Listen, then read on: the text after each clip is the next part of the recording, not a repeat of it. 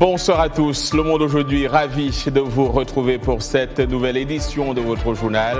On commence tout de suite par les titres.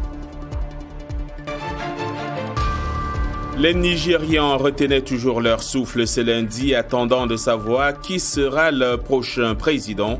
L'annonce des résultats État par État va prendre du temps, a prévenu la Commission électorale nationale au moment où beaucoup craignent des fraudes et exigent la transparence. J'en retirerai une seule exigence, celle de faire preuve d'une profonde humilité. La France doit faire preuve d'humilité en Afrique, petite phrase d'Emmanuel Macron.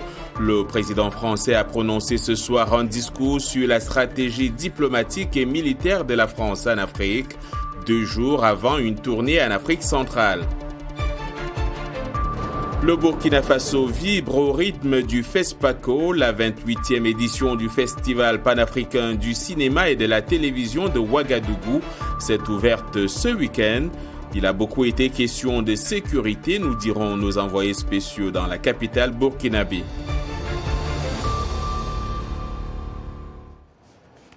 Et d'abord, le Nigeria qui est dans l'attente des résultats pour la 2e journée consécutive après une présidentielle très disputée, mais où la lenteur du décompte et des accusations de manipulation alimentent les tensions.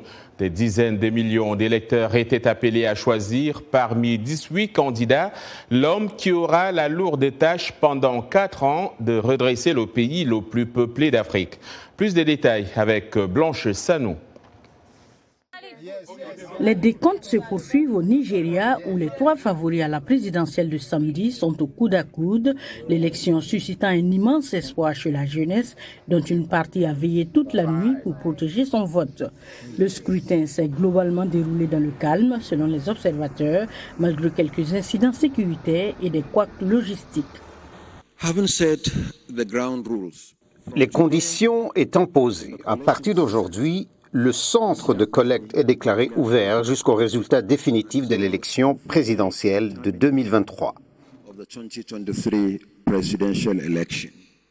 Le transfert électronique et la publication des résultats bureau par bureau semblaient cependant prendre beaucoup de retard, attisant les craintes d'une manipulation des votes alors que les scrutins précédents ont été entachés d'accusations de fraude. Si les résultats n'ont pas été téléchargés, nous, en tant que parti, nous ne pouvons pas attester que le processus de comptage des votes est terminé. Le processus n'est pas terminé parce qu'il est défectueux. Les résultats n'ont pas été téléchargés. Et si ces résultats n'ont pas été téléchargés, nous allons certainement contester l'authenticité de toute présentation que vous avez faite ici.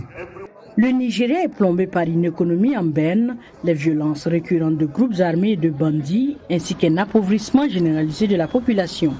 Pour être élu dès le premier tour, le vainqueur doit obtenir, outre la majorité des suffrages exprimés, au moins 25% des voix dans les 2 tiers des 36 États de la Fédération, auxquels s'ajoute le territoire d'Abuja. Sinon, un second tour devrait avoir lieu dans les 21 jours.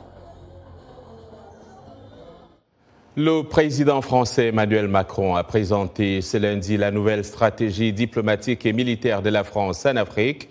Emmanuel Macron a dit faire preuve d'une profonde humilité en Afrique dans un discours en prélude à une tournée africaine qui le conduira notamment au Gabon, en Angola, au Congo et en République démocratique du Congo. Suivant. J'en retirerai une seule exigence, celle de faire preuve d'une profonde humilité face à ce qui se joue sur le continent africain.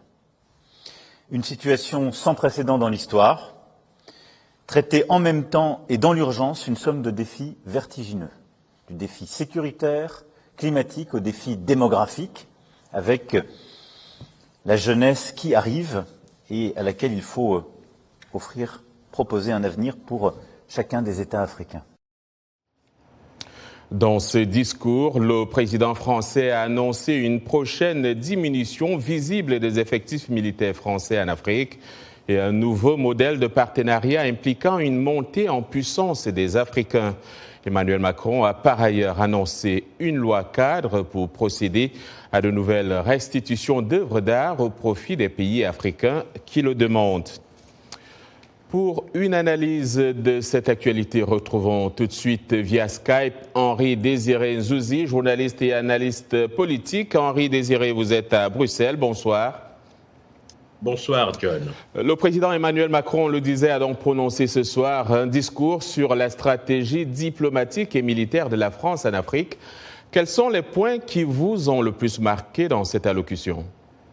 Bon, il faut d'abord parler de mobile et d'opportunité. Le mobile, c'est incontestablement le désamour, voire le désaveu qu'a connu la France depuis plusieurs mois maintenant dans une partie de l'opinion africaine. On pense évidemment à l'Afrique de l'Ouest. Je pense que le président français a tiré tout simplement les conséquences d'une relation qui s'est considérablement détériorée à cause probablement de beaucoup d'incompréhension, mais en tenant compte aussi d'une nouvelle réalité, celle d'une volonté de plus en plus grande de certains pays, notamment d'Afrique subsaharienne, de pouvoir se réapproprier leur propre destin sans que cela ne se fasse avec des donneurs de leçons ou en tout cas sans qu'il y ait une présence encombrante de toute puissance que ce soit. Je pense que au-delà de la polémique qui pourrait susciter certains propos, je pense que l'exercice mérite tout de même d'être salué parce qu'elle tient compte tout simplement d'une nouvelle réalité, d'une nouvelle donne géopolitique à laquelle la France doit faire face désormais. Et qu'est-ce qui, selon vous, justifie cette opération, j'ai envie de dire, de charme de la France en Afrique ces derniers temps? Macron était déjà en Afrique l'année dernière et le revoilà en partance pour le continent. Pourquoi faire ? Alors là, nous arrivons à l'opportunité. Vous savez, il y a une tradition non écrite qui veut qu'un chef d'État français, lorsqu'il est en difficulté sur le plan intérieur, s'oxygène à l'international. Et effectivement, cette nouvelle stratégie qui vise l'Afrique et ce déplacement lui permet tout simplement de redéfinir les contours d'une relation qui se veut beaucoup plus respectueuse et surtout beaucoup plus pragmatique. Nous verrons comment les choses s'articuleront dans l'avenir. C'est vrai aussi que la France est bousculée en Afrique par d'autres puissances. Je veux parler de la Chine, de la Russie, des États-Unis et j'en oublie certainement. Pourquoi, malgré tout son potentiel de richesses diverses, l'Afrique continue d'être perçue comme une éternelle assistée? Comment renverser cette tendance ? La difficulté pour les Africains aujourd'hui, c'est de pouvoir mutualiser leurs efforts pour précisément converger dans une seule et même direction. Le problème, c'est que vous avez encore beaucoup de pays qui restent très tributaires de l'aide internationale et certains préfèrent privilégier encore une relation très particulière avec leur ancienne puissance coloniale, sans oublier le fait que cette même puissance coloniale entretient encore et toujours des réseaux. Alors, c'est des réseaux de complaisance et de puissants réseaux économiques qui maintiennent parfois certains pays sous perfusion. Et c'est la raison pour laquelle l'Afrique parfois a beaucoup de mal à se choisir les bons partenaires, car elle risque de passer d'une situation jugée comme étant difficile vers une situation qui pourrait s'avérer problématique avec d'autres acteurs. Il y a bien sûr beaucoup à dire sur la France et l'Afrique. Nous en reparlerons très prochainement.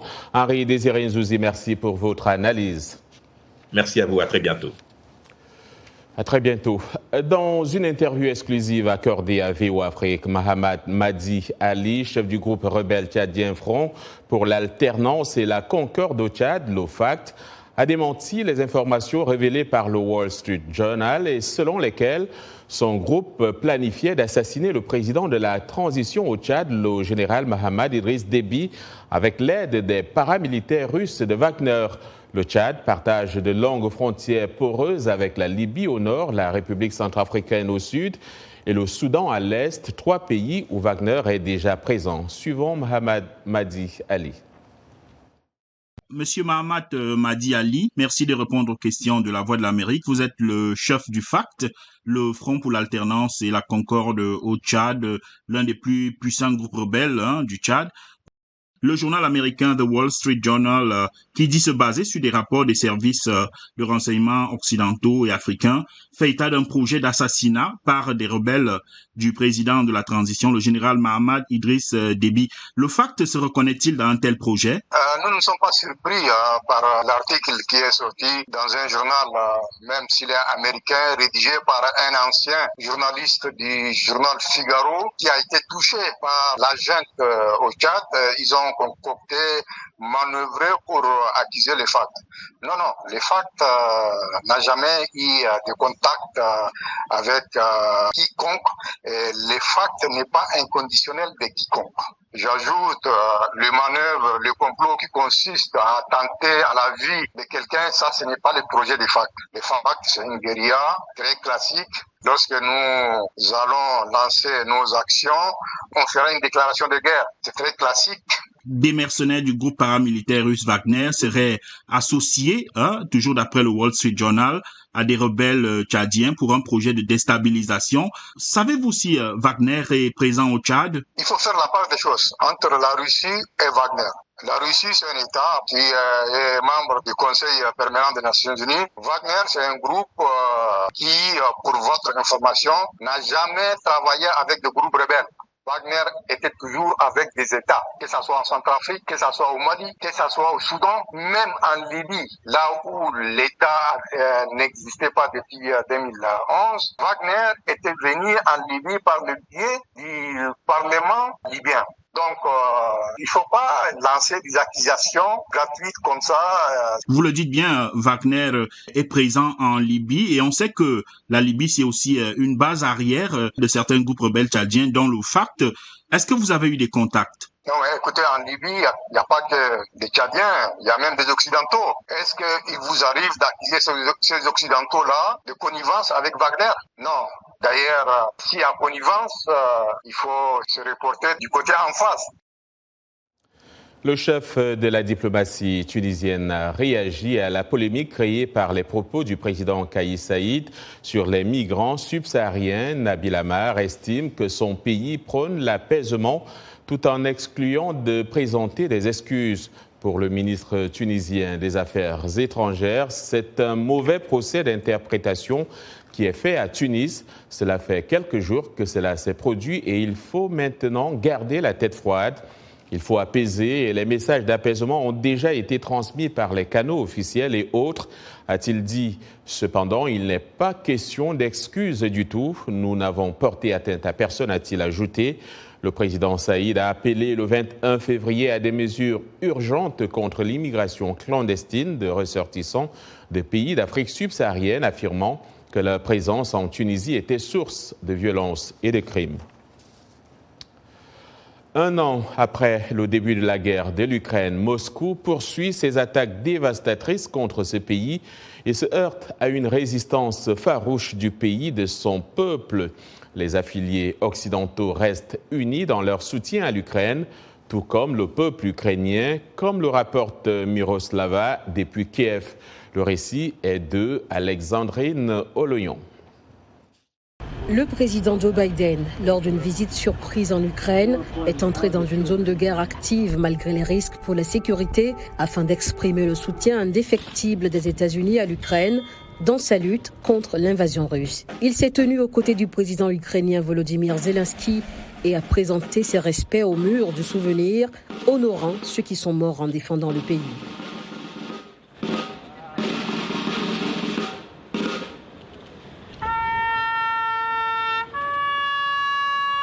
Plus tard, à Varsovie, il a adressé un message clair au monde. Je reviens d'une visite à Kiev et je peux vous le dire, Kiev est forte, Kiev est fière. Elle se tient debout et surtout, elle se tient libre. Mais la guerre d'envergure menée par la Russie a fait payer un lourd tribut à l'Ukraine, à ses infrastructures et au peuple ukrainien. Selon le National Democratic Institute, 37% des Ukrainiens qui ont participé à une étude ont déclaré avoir perdu un ami ou un membre de leur famille depuis le début de la guerre il y a un an. Pourtant, les Ukrainiens restent optimistes quant à l'avenir. Dans ce contexte de terribles difficultés, les Ukrainiens restent très optimistes. Il y a un fort niveau de soutien pour les dirigeants et il y a l'espoir qu'avec un soutien international, cette guerre sera bientôt terminée. Selon Waleki, la Russie a utilisé la désinformation pour essayer de diviser les Ukrainiens et les convaincre que l'Occident n'est pas engagé envers leur pays. 92% des Ukrainiens souhaitent que l'Ukraine soit membre de l'Union européenne, 87% souhaitent que l'Ukraine rejoigne l'OTAN. Et c'est un soutien très solide que nous avons vu au cours de l'année dernière. C'est incroyable de voir à quel point les Ukrainiens sont pro-européens et pro-OTAN. Je n'ai jamais rien vu de tel. L'analyste politique ukrainien Mykola Davidluk est du même avis. L'invasion russe a rendu l'OTAN et l'UE extraordinairement populaire en Ukraine et les gens ont compris que notre seule voie est celle de l'Occident. Et nous avançons dans cette direction très rapidement. Dans ce temps, les Ukrainiens ordinaires disent qu'ils sont forts et résilients après une année de guerre et d'attaques soutenues de missiles par la Russie.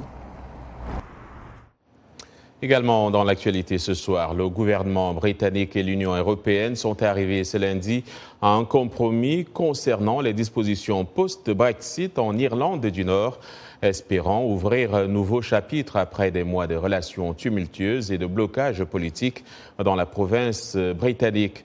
Alors que Londres et Bruxelles semblaient récemment au bord de la guerre commerciale à cause de cette crise, le Premier ministre britannique Rishi Sunak et la présidente de la Commission européenne Ursula von der Leyen ont présenté l'accord lors d'une conférence de presse commune à Windsor, à l'ouest de Londres. Cet accord doit permettre d'offrir des garanties solides pour protéger l'intégrité du marché unique européen, a souligné Ursula von der Leyen. Vous suivez Le Monde aujourd'hui. Tout de suite après la pause, nous parlerons notamment de la 28e édition du FESPACO qui se déroule à Ouagadougou, mais aussi de ces 5000 livres écrits exclusivement par des auteurs noirs et qui ont trouvé domicile à Brooklyn.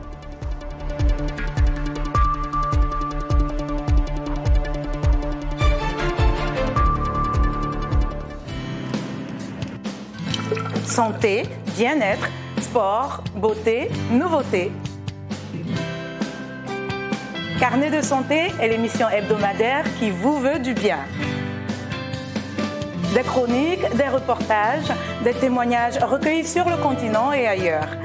Chaque semaine, je vous donne rendez-vous pour une consultation avec nos experts. Carnet de santé vous donne la parole pour leur poser vos questions et recueillir leurs conseils. De Washington, Linor Moudou vous propose Carnet de santé, votre nouvelle émission de santé de la Voix de l'Amérique. Vous suivez Le Monde aujourd'hui, un programme de VOA Afrique. Allons au Togo, où l'Académie du genre et des inclusions sociales prend ses marques dans la promotion de la justice sociale. Lancé en 2021, il s'agit d'un programme de formation qui vise à outiller et rendre disponibles des profils professionnels aguerris dans la vulgarisation du genre et des inclusions sociales. De Lomé, la correspondance d'Amen Assignon. Malgré ses multiples occupations, Sabine doit passer en revue ses notes. Un travail de recherche qu'elle devra partager le lendemain avec d'autres étudiants en ligne. Sabine s'est inscrite à un programme de formation dénommé Académie du genre et des inclusions sociales. Je suis en train de lire un cours à la suite duquel je vais faire l'exercice sexe et genre. Du biologique au social. Je travaille beaucoup avec les associations, les projets et aujourd'hui, tout le monde est d'accord que dans la planification des activités, des projets, il faut inclure le genre. Floriane, quant à elle, fait partie des pionniers de ce programme. Elle a été l'une des bénéficiaires à croire en ce projet destiné à former et à mettre à disposition une ressource humaine qualifiée et compétente en matière de genre et des inclusions sociales au Togo et dans la sous-région. Son passage à l'académie lui a valu aujourd'hui un poste de consultant genre au ministère des Armées du Togo. Je suis féministe et je voulais comprendre en fait le lien que je peux faire avec le féminisme et toute la lutte autour, tout ce pourquoi je lutte, mais le côté professionnel de la chose. Quand j'ai participé à cette académie, j'ai compris beaucoup plus de choses. Et donc, en tant que spécialiste genre, comment est-ce que je peux influencer si je travaille dans une organisation ou dans un ministère? Nous avons retrouvé Sabine pour la séance d'échange en ligne. Il n'y a pas affaire de genre. C'est le sexe qui les... L'académie s'appuie sur une méthode dite inversée pour dispenser les cours à ses étudiants. La méthode que nous utilisons, c'est carrément une méthode inversée. On a une plateforme de formation et puis tout se passe logiquement sur la plateforme. Vous n'êtes pas sans savoir que les femmes sont l'objet de beaucoup de discrimination sur le plan professionnel, à la maison. On s'est dit qu'il fallait mettre en place une telle académie pour vulgariser le concept genre. Aujourd'hui, nous sommes... À ce jour, le programme a formé plus d'une 50aine de participants sur la question du genre, qui constitue une priorité dans les stratégies de développement. Si de nombreux progrès ont été réalisés ces dernières années au Togo et en Afrique, les femmes et les hommes, les filles et les garçons, ainsi que les personnes sujettes à des exclusions multiformes pour des raisons autres que leur sexe, continuent de subir des discriminations et des violences de toute nature, des inégalités auxquelles l'Académie veut apporter une réponse pour plus de justice sociale. Amina Signon pour VOA Afrique, Lomé. Et on en vient au cinéma avec le Burkina Faso qui vit au rythme du FESPACO dans un contexte sécuritaire marqué par une recrudescence récente des attaques terroristes sur son sol. La cérémonie d'ouverture de la 28e édition du Festival panafricain du cinéma et de la télévision de Ouagadougou a eu lieu le week-end dans la capitale burkinabé en présence des premiers ministres burkinabés et maliens.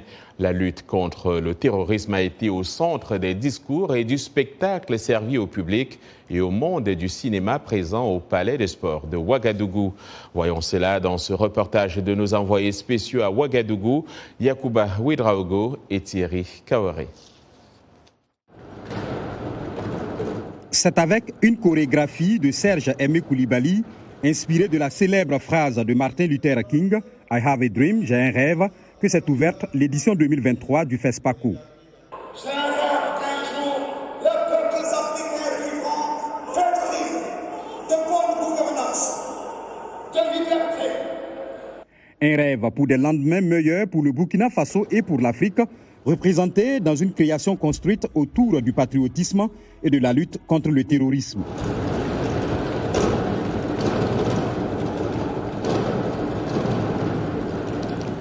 Le FESPACO se tient alors que le Burkina Faso a connu des attaques terroristes récentes dans le nord du pays, à Déou, Oursi et Tinakov. Des festivaliers étrangers ont quand même tenu à être présents à Ouagadougou. J'ai entendu parler de ces attaques quand j'entrais dans l'avion.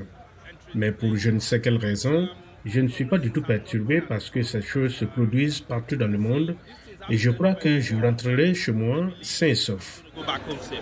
Beaucoup de productions cinématographiques en compétition dans différentes catégories abordent cette thématique de la crise sécuritaire. Dans un contexte de lutte contre le djihadisme où le rôle des femmes n'est pas souvent mis en valeur, certains films tentent de rectifier le tir en mettant en exergue des héroïnes. J'ai choisi de prendre une héroïne parce que quand on parle de terrorisme, on voit l'armée, on voit les hommes, on voit la politique, mais où sont les femmes ? Et quand vous rentrez dans le camp, dans ces camps de réfugiés et que vous entendez toutes les histoires de chacune de ces femmes, de comment est-ce qu'elles ont vécu, de comment elles ont traversé pour arriver où elles sont, c'est extraordinaire. Le Mali est le pays invité d'honneur de cette édition et son premier ministre, Choguel Kokala Maïga, était présent à l'ouverture du FESPACO aux côtés de son homologue burkinabé. Il est revenu sur l'idée de fédération entre le Mali et le Burkina Faso. Quand nous avons beaucoup échangé sur cette question de la fédération Mali-Burkina avec d'autres pays. Et ce que j'ai entendu aujourd'hui, les hommes de culture, c'est de dire aux hommes politiques, continuez, suivez vos peuples, n'échouez pas, n'hésitez pas, ne regardez pas en arrière, vos peuples sont avec vous. 170 films repartis dans une dizaine de catégories sont en compétition. Dans la course au trophée le plus convoité, les Talons d'or de Yenega, 15 films de 13 pays sont en lice. La clôture est prévue pour le 4 mars. Thierry Kaoré, Yacouba Ouedraogo, VOA Afrique, Ouagadougou. Le FESPACO, dont l'histoire se retrouvera certainement dans cette bibliothèque gratuite de plus de 5000 livres écrits exclusivement par des auteurs noirs, qui a trouvé domicile à Brooklyn, dans un quartier historiquement noir de New York. Voyons cela avec Ginny Niwa. La Free Black Women Library a été fondée en 2015 par Ola Akinmowo, une artiste et professeure de yoga d'origine nigériane, née dans le quartier Bedford-Stuyvesant du centre de Brooklyn. En possession d'un grand nombre de livres pénibles à transporter, elle prend la décision d'ouvrir une bibliothèque et en faire profiter sa communauté. Je suis arrivée au point où j'avais plus de 5000 livres et essayer de voyager avec cette quantité de livres est devenu trop écrasant, trop laborieux, trop intimidant, trop cher. J'ai donc aussi eu le sentiment que la communauté avait besoin d'un endroit comme la communauté que la bibliothèque dessert et la communauté de Bed-Stuy avait besoin d'un endroit où nous pourrions simplement être ensemble. Pas seulement pour lire les livres et échanger les livres, mais juste pour parler et se laisser aller et être nous-mêmes et ne pas sentir que nous devions mettre n'importe quoi ou payer de l'argent pour participer. C'est donc un espace communautaire et créatif et les gens sont les bienvenus ici aussi longtemps qu'ils le souhaitent et ils ne se sentent pas obligés de faire quoi que ce soit, mais simplement d'être eux-mêmes. Le projet a vu le jour grâce à une campagne GoFundMe toujours en cours et ayant recueilli plus de 125 000 $, entre autres sources. Les livres sont gratuits et s'obtiennent en échange d'autres livres écrits par des femmes noires. Les choses se passent extrêmement bien et la façon dont l'espace fonctionne passe par un processus d'échange. En ce qui concerne les livres qui entrent et sortent, dont nous ne vendons aucun livre ici, nous échangeons. Donc vos livres sont votre devise en gros. Pour chaque livre que vous apportez, vous pouvez prendre un livre tant qu'il est écrit par une écrivaine noire. Et nous acceptons également les écrivains noirs, non-binaires. Donc, les gens viennent à la bibliothèque et ils se présenteront avec un livre ou 2 livres ou 5 livres et ils regarderont dans la collection et ils les échangeront contre 1 livre, 2 livres ou 5 livres. Et ces livres qu'ils prennent, ils peuvent les garder et ces livres peuvent devenir leurs livres personnels ou ils peuvent les rapporter et les échanger contre de nouveaux livres. Pour les visiteurs, la représentation est importante et apporte un sentiment de sécurité pour les générations futures également. La lecture est très importante. Je suis une immigrée. Je suis une immigrée légale. Ma famille est arrivée ici dans les années 80. Donc avoir ma fille dans une bibliothèque est la chose la plus incroyable au monde. Quand j'étais enfant, ma famille était pauvre, alors j'ai appris et voyagé à travers les livres. Donc c'est important qu'elle puisse se reconnaître dans certains de ces livres. C'est une clé pour qu'elle grandisse et soit où elle veut être dans ce monde. L'espace accueille également des événements tels que des expositions d'art et des coins de lecture. La Free Black Women's Library de Brooklyn, New York, est ouverte 4 jours par semaine. Il ne nous reste donc plus qu'à vous souhaiter une bonne lecture. Le Monde aujourd'hui est fin de cette édition. Au nom de toute l'équipe, je vous dis merci de l'avoir suivi. Demain est un autre jour. D'ici là, passez une excellente soirée.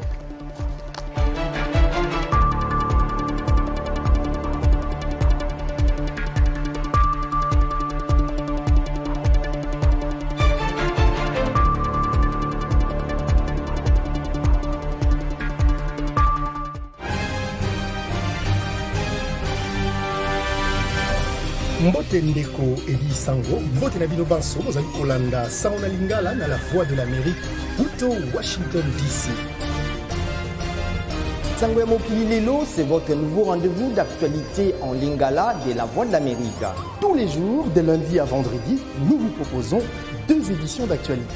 La première, de 17h à 17h30 temps universel, et la deuxième, de 19h30 à 20h temps universel.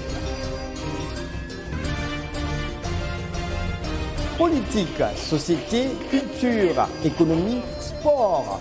La rédaction Lingala de la Voix de l'Amérique vous donne rendez-vous pour décrypter l'actualité congolaise, africaine et du monde. Sango ya Mokili Lelo, c'est tous les jours, de lundi à vendredi, sur nos ondes et celles de nos stations partenaires, dans l'une des plus belles langues d'Afrique, le Lingala.